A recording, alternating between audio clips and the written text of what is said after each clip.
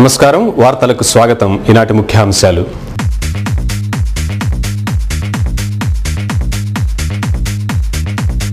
ఉప ఎన్నికల్లో విజయంపై వైఎస్ఆర్సీపీలో ఆనందహేళ ప్రజా విజయమని పార్టీ నేత తాడి శకుంతల వ్యాఖ్య అవినీతి డబ్బు ప్రభావితం చేశాయన్న టీడీపీ నేత బుద్దా వెంకన్న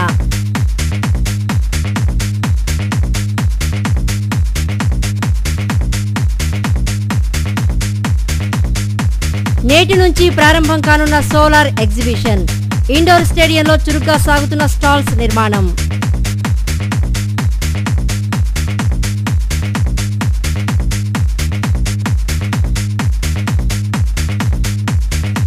మరోసారి బీటలు వారిన చోడవరం కరకట్ట కప్పిపుచ్చేందుకు ప్రయత్నిస్తున్న కాంట్రాక్టర్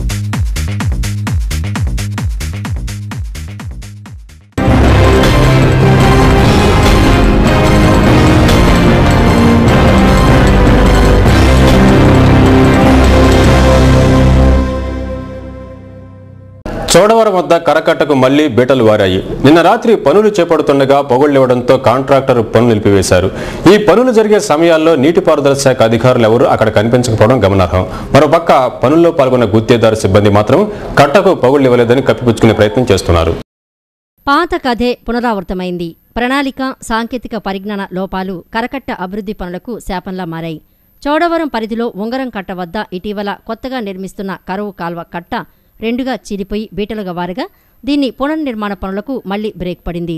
ఈ కట్ట 100 అడుగుల వరకు చీలిపోయిన ప్రాంతాన్ని తిరిగి నిర్మించగా రాత్రి మళ్లీ పగుళ్లివ్వడంతో కాంట్రాక్టరు పనులు నిలిపివేశారు. ఇంతకుముందు దెబ్బతిన్న ప్రాంతాల్లో అధికారులు మట్టిని పూర్తిగా తొలగించి కొంత లోతుగా తవ్వి తిరిగి కట్టెను నిర్మించడం ప్రారంభించగా ఈ పనులు దాదాపు పూర్తయ్యే దశకు చేరాయి. ఈలోగా రాత్రి కరువు కాల్వ వైపు కట్ట కుంగిపోవడం, చీలిక వచ్చింది. కొద్దిసేపటికే చీలిక మరింత పెద్దదవుతూ ఉండటం, కాలువల నుంచి నీటి బుడగలు వింత శబ్దాలు వస్తూ ఉండటంతో పనుల్లో ఉన్న వారంతా భయాందోళనకు గురయ్యారు. మరికొంతసేపటికి కాలువ వైపు మట్టి జారిపోవడంతో నిర్మాణ పనులు నిలిపివేశారు. పగుళ్లు కనిపించకుండా ఆ ప్రాంతాన్ని దున్నివేశారు. అంతేకాక కుంగిపోయిన ప్రాంతంలో అప్పటికప్పుడే జేసీబీలతో కట్ట ఎత్తును అడుగు నుంచి 2 అడుగుల మేర తగ్గించి వేశారు. దీంతో ఈ కట్ట నిర్మాణ పనులు గందరగోళంగా మారాయి. ఈ పనులు జరిగే సమయంలో నీటిపారుదల శాఖ అధికారులు ఎవరూ అక్కడ కనిపించలేదు. జేసీబీల డ్రైవర్లు మిగతా కాంట్రాక్టర్ సిబ్బంది తమకు తోచినట్టు తాత్కాలికంగా పగుళ్లను కనిపించకుండా కట్టపై భాగాన్ని దున్నివేశారు. కేవలం 3 రోజుల వ్యవధిలోనే మట్టిని పూర్తిస్థాయిలో దెబ్బతిన్న ప్రాంతంలో నింపినట్టు ఆ ప్రాంత రైతులు చెబుతున్నారు. ఈ పనిని కనీసం 15 రోజులు చేయాల్సి ఉంటుందని, కాంట్రాక్టరు ఆదరాబాదరాగా పూర్తి చేయాలన్న అనాలోచిత నిర్ణయం వల్ల ఇలా అయిందని ఆగ్రహం వ్యక్తం చేస్తున్నారు. అయితే పనుల్లో పాల్గొన్న గుత్తేదారు సిబ్బంది మాత్రం కట్టకు పగుళ్లివ్వలేదని కప్పిపుచ్చే ప్రయత్నం చేస్తున్నారు. సోలార్ సిటీగా ఎంపికైన 60 నగరాల్లో విజయవాడకు స్థానం దక్కడంతో సోలార్ ఎనర్జీ వినియోగంపై కార్పొరేషన్ అధికారులు దృష్టి సారించారు. నగర ప్రజలకు సౌరశక్తి పట్ల అవగాహన కల్పించే ఉద్దేశంతో నేటి నుంచి 3 రోజుల పాటు సోలార్ ఎగ్జిబిషన్ నిర్వహిస్తున్నారు. ఇందుకు సంబంధించిన ఏర్పాట్లు చురుగ్గా సాగుతున్నాయి. విద్యుత్తుకు ప్రత్యామ్నాయంగా సౌరశక్తి వినియోగాన్ని పెంపొందించే దిశగా ప్రజలకు అవగాహన కల్పించేందుకు నగరపాలక సంస్థ సంకల్పించింది. సోలార్ సిటీగా కేంద్ర ప్రభుత్వం ఎంపిక చేసిన 60 నగరాల్లో విజయవాడ కూడా ఉండటంతో సౌరశక్తి గురించి నగర ప్రజల్లో అవగాహన పెంపొందించేందుకు అధికారులు ఉపక్రమించారు. విద్యుత్ కొరత తీవ్రతరమవుతున్న తరుణంలో సోలార్ ఎనర్జీతో పనిచేసే విద్యుత్ ఉపకరణాలు, సౌరశక్తితో పనిచేసే అనేక రకాల పరికరాల గురించి ప్రజలకు అవగాహన కల్పించేందుకు అధికారులు ప్రయత్నాలు చేస్తున్నారు. బందర్ రోడ్లోని దండమూడి రాజగోపాలరావు ఇండోర్ స్టేడియం వేదికగా ఈ ఎగ్జిబిషన్కు సంబంధించిన ఏర్పాట్లు చురుగ్గా సాగుతున్నాయి. 3 రోజుల పాటు కొనసాగే ఈ ప్రదర్శనను విజయవంతం చేయాలని మున్సిపల్ కమిషనర్ పిలుపునిచ్చారు. ఈ నేపథ్యంలో అధికారులు ఎంతో ప్రతిష్టాత్మకంగా ఏర్పాట్లు చేస్తున్నారు. ఇప్పటికే ఇండోర్ స్టేడియంలో స్టాల్స్ ఏర్పాట్లు పూర్తి కావచ్చాయి. ఈ సాయంత్రం 3 గంటలకు ఈ ప్రదర్శన ప్రారంభించే దిశగా అధికారులు చర్యలు తీసుకుంటున్నారు. నగర ప్రజలకు సౌరశక్తి వినియోగం పట్ల అవగాహన పెంపొందించడమే ఈ ప్రదర్శన ఉద్దేశమని మున్సిపల్ కమిషనర్ రవిబాబు తెలిపారు. వైఎస్ఆర్ కాంగ్రెస్లు అధికారం, అవినీతి డబ్బుతో ప్రజలను ప్రభావితం చేశాయని తెలుగుదేశం పార్టీ నాయకులు బుద్దా వెంకన్న వ్యాఖ్యానించారు. ఉప ఎన్నికల్లో మద్యం, డబ్బు ఏరులై పారాయన్నారు. వైఎస్ఆర్ కాంగ్రెస్ పార్టీలు ప్రజలను ప్రలోభపెట్టాయని ఆరోపించారు. ఉప ఎన్నికల్లో కొన్ని రాజకీయ పార్టీలు ప్రజాస్వామ్యానికి పాత్ర వేశాయని టీడీపీ నాయకులు బుద్దా వెంకన్న ఆరోపించారు.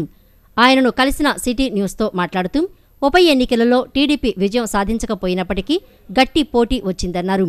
కాంగ్రెస్, వైఎస్సార్ కాంగ్రెస్లు ప్రజలను ప్రలోభపెట్టి మద్యం, డబ్బు ఏరులై పారించారని ఆరోపించారు. కాంగ్రెస్ అధికారాన్ని అడ్డం పెట్టుకుని భారీగా పైరవీలకు పాల్పడ్డారని విమర్శించారు. వైఎస్సార్ కాంగ్రెస్ సెంటిమెంటును అడ్డం పెట్టుకుని అవినీతి డబ్బును పెద్ద ఎత్తున పంపిణీ చేసి విజయం సాధించిందని పేర్కొన్నారు. డబ్బుకి పేదరికానికి జరిగినటువంటి ఎలక్షన్ ఇది.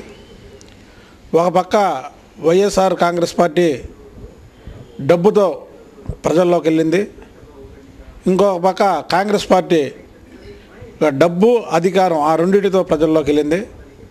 మరి తెలుగుదేశం పార్టీ అపోజిషన్లో ఉండి మరి డబ్బు ఖర్చు పెట్టలేని పరిస్థితిలో ప్రజల్లోకి వెళ్ళింది. అయినా సరే ఈ 18 స్థానాలు కూడా కాంగ్రెస్ పార్టీ, వైఎస్ఆర్ పార్టీకి చెందినవే, తెలుగుదేశం పార్టీకి చెందినవి కావు.